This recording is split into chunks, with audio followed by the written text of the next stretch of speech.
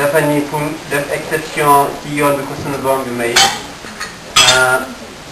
par rapport ak yeneen yi dafa ni ilaya qaada allahu ma lam yakun wala yakuna abadan lil mumkinin may nañ ma lépp may nañ ma lu ñu mës a may kenn ci ñi ma jiitu te duñ ko may kenn ci ñi ñëw. So the Cheikh Ahmadou Bamba himself says that ilaya qaada allahu ma lam yakun wala yakuna abadan lil mumkinin, that Allah Ta'ala has given me something that He has not given to anybody before me, and that He will not give it to anyone after me either. te loolu mooy yoonu murid bi. And that is the way of the muridi. li jëm ci sëñ bi moom ci boppam.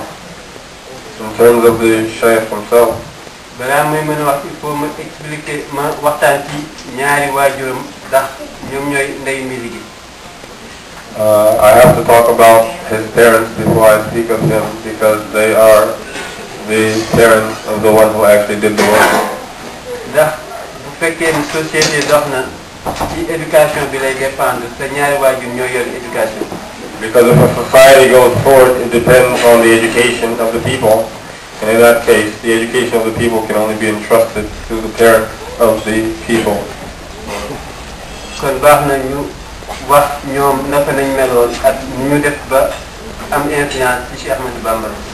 And so there goes the importance of why we can mention them and take a look at who they were and the influence that they had on Cheikh Ahmadou Bamba.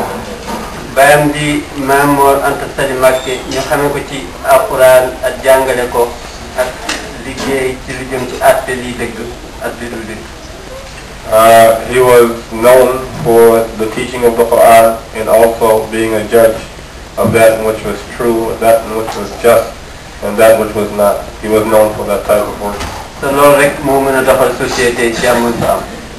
And that is the only thing that can operate in the society, so there to be peace in that society.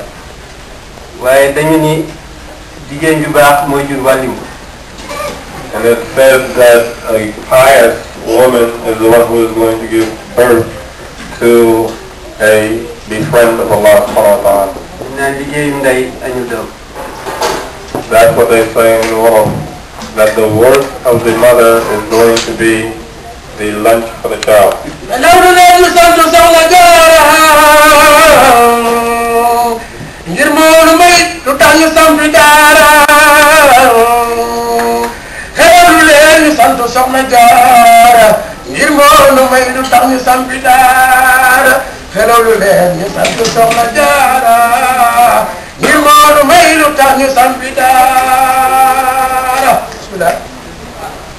She's praising the mother of the Shaykh and thanking her for giving the Shaykh, or giving us that in which begins the Quranic effort of the Quranic school.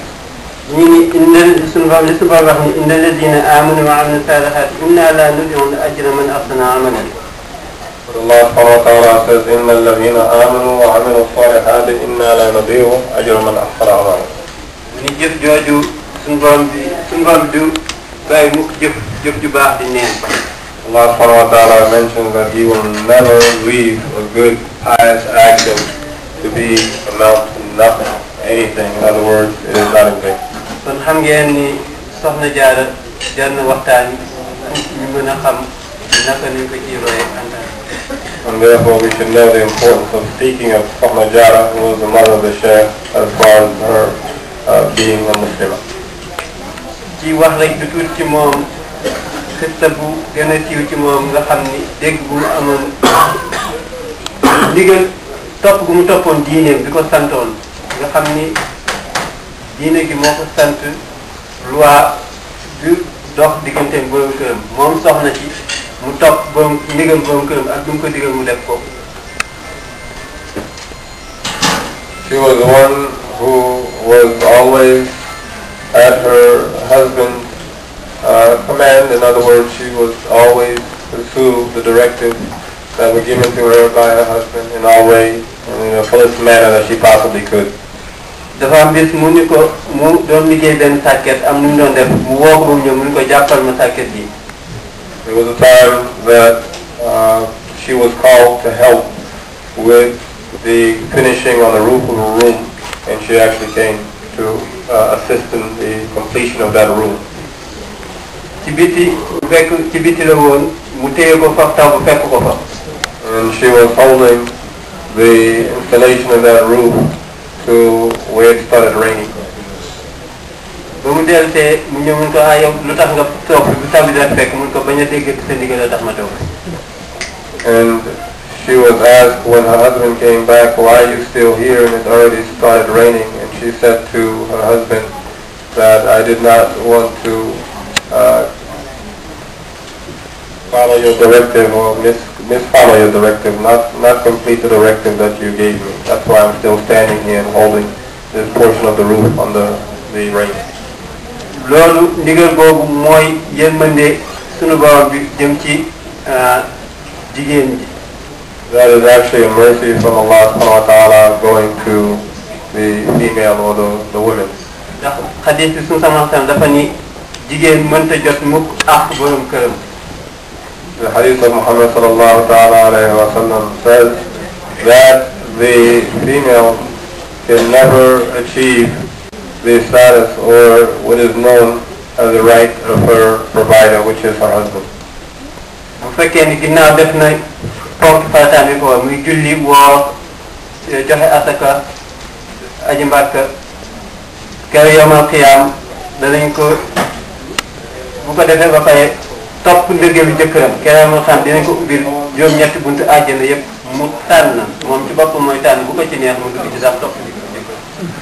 Allah subhanahu wa ta'ala has made such a reference through Muhammad sallallahu ta'ala alayhi wa sallam to give the glad tidings to the woman that she will be given the choice of 8 different doors in the paradise as long as she follows the directives, the command of her husband in associating those directives with the command of Allah subhanahu wa ta'ala in terms of performing the prayer and the 5 pillars of Islam. mu jël ci exemple ni bu borom këram amee woon ay góom ci yaramam mu nekk di ko mbar ba yëpp set tamit du tax mu jot ak borom këram. And it's also mentioned to the fact that bu fekkee la if she has lice on her body, it still does not pimples, in other words, these large type of pimples, then she still does not get the right that the husband has over her. She does not get that, even if her whole body was full with these large amounts or large type of pimples. ñaaw na ci dégg-dégg ñaaw na ci wax ñaaw ci dégg-dégg waaye loolu fii ci àdduna la yem ñaawaay boobu fii ci àdduna la yem ndax kere yawmal qiyaam danañu toog buñ la doon jël di ciseau sa yaram yëpp ba muy tàgg sañ la kaay dugg àjjana doo ko sax gëmee. So because in that example we see that all of such a thing is going to be left on this world, because when we get to the day of judgment, whatever your body had and you were told that you will enter paradise and it will cleanse your body from this, you will not believe that that is possible. lu tax ma gën a insister ci sujet boobu mooy genre programme yi xew fi nga xam ni dara jublu ko lu dul pexam seytaane doo nga ci tax a jóg. So the reason why I need to mention this is because of the type of programs that we have in today's society. Okay, people are participating and there is absolutely no kind of guidance there other than that of the shayateen. lu jëm ci émancipation de la femme, droit des enfants. Similar to what they're calling the rights of women and children. nga xam ni ñi ko doon appliquer li ñu ci jubloon seen propre intérêt économique lañ ci jubloon. Those who conducted or coordinated these efforts, really what they were looking to do was to improve the economy. doole ci tamit jëg xeex islam après bi ñu ko étudier ba xam ni ku jigéen kii moo amee yar bi xale bi war a yar muy ci jëm ci diine wala boog ci culture. So after they came to a complete conclusion that it was also to prevent Islam from becoming stronger, as they knew that the importance laid in the education which should be given by the woman to the child, which was a good Islamic education.